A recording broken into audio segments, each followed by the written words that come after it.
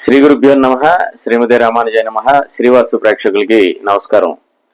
సాధారణంగా మనకి దక్షిణం స్థలం ఉంటే, అంటే పాత గృహం ఉండొచ్చు, లేదా ఒక స్థలం ఉండొచ్చు, ఇంకా ఉత్తరంలో చాలా స్థలం ఉండి ఉండొచ్చు.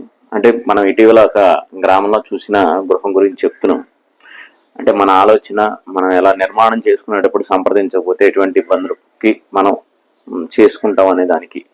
అయితే దక్షిణం స్థలం ఉంది, ఒక 50 గజాలు ఎంతో, ఒక పాత రేకుల షెడ్ ఉంది వాళ్ళకి. సరే, అందులో ఇబ్బందిగా ఉంది, అది కరెక్ట్గా లేదు అని చెప్పని ఉత్తరంలో స్థలం ఉంటే దాన్ని మాయం చేసి చక్కగా హద్దుల్లో నిర్మాణం చేసుకున్నారు. సరే, దక్షిణం ఉన్న ఏదైతే పాత ఉందో దానికి ఒక 2 అడుగులు గ్యాప్ వదిలేసి ఇది మొత్తం ఉత్తరం నిర్మాణం చేసుకున్నారు. అది చేసుకునేటప్పుడు చుట్టూ ప్రహరీ, ఉత్తరం చక్కగా ప్రహరీ గోడ పెట్టుకున్నారు. తర్వాత పడమరైతే హద్దులో నిర్మాణం చేశారు. తూర్పు వచ్చేటప్పటికి ఈ పాత గృహం వెళ్ళడానికి వెనక వైపు సందు అలానే యాస్టీజ్ గా దానికి దీనికి లింకప్ చేసి అలానే ఉంచుకోవడం జరిగింది. ప్లస్ పక్కన ఏదైతే గృహం ఉంది, మయం చేసుకునేటప్పుడు మనం ప్రహరీ నిర్మాణం చేసుకున్నాం తూర్పులో కూడా. అయితే కొంత దూరం వెళ్ళిన తర్వాత ఆగ్నేయ భాగంలో పక్క ఇంటి గృహం, అంటే పాతలో కట్టుకున్నప్పుడు ఆ హద్దుల నిర్ణయంలో కొంత మిస్టేక్స్ ఉండొచ్చు, మళ్ళీ అలైన్మెంట్ చేసుకుంటారు.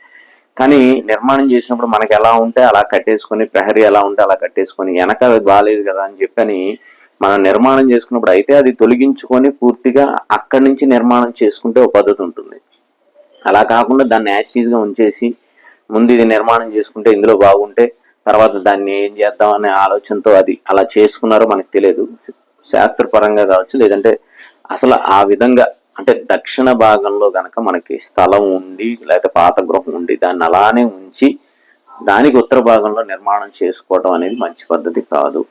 లేదు అలా అనుకున్నప్పుడు ప్రహరీ నిర్మాణం అనేది కరెక్ట్గా దక్షిణంలో మనం అది వదిలేసుకోవాలి. ఇక దాని మీద మనం ఆశలు వదులుకోవాలి. ఎందుకంటే ఆ స్థలాన్ని మళ్ళీ ఇక్కడ నుంచి మళ్ళీ దక్షిణాగ్ని ఓపెన్ చేసుకుని ఉన్న చిన్న స్థలాన్ని ఏ విధంగా నిర్మాణం చేసుకోవడం అనేది మనకు ఉపయోగపడదు. కాబట్టి కొత్తగా నిర్మాణం చేసుకోవాలి, ఆల్రెడీ పాత అంటే ఏ భాగంలో ఉన్నది అనేది మనం చూసుకొని దాని ప్రకారంగా నిర్మాణం చేసుకోవడం అనేది మంచి పద్ధతి. అంతేగాని దక్షిణ భాగంలో స్థలం ఉంది, దాని పాత తర్వాత చూద్దాం, ముందు ఉత్తరంలో మంచిగా ఇల్లు కట్టుకుందాం, అది కొద్దిగా ఇబ్బందిగా ఉందని చెప్పి ఈ విధంగా నిర్మాణాలు అయితే చేయడం అనేది మంచి పద్ధతి కాదు. జై శ్రీమన్నారాయణ.